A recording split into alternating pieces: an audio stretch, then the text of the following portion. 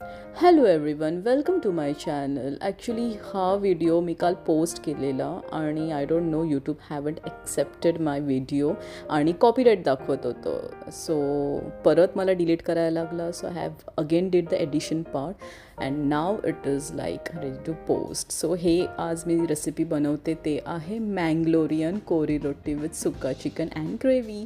So आत्तापर्यंत तुम्ही जे क्लिप्स बघितले आहात ते सगळं वाटपाचं होतं, तेही तुम्ही बघितलं. हे आता फोडणीला घातलं आहे. कांदा आणि मसाला, हळद असं टाकून चिकन टाकलेलं आहे. जे मगाशी तुम्ही क्लिप्समध्ये इन्ग्रेडियंट्स बघितलं त्याची पेस्टही आता ॲड केलेली आहे.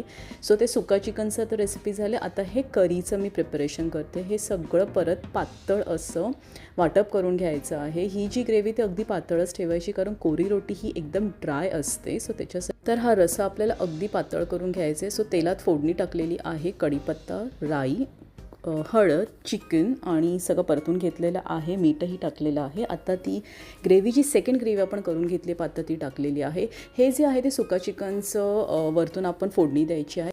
सो आता दोनही रेसिपीज रेडी आहे, सुका चिकन आणि ग्रेव्ही. तर ही जी कोरी रोटी आहे त्याचे तुकडे करून मी प्लेटमधून ठेवलेले आहेत. हे बेसिकली तांदळाच्या पिठाचं असतं, खूप कडक असतं. सो त्याच्यावरती आपल्याला ग्रेव्ही आता पोर करायची आहे.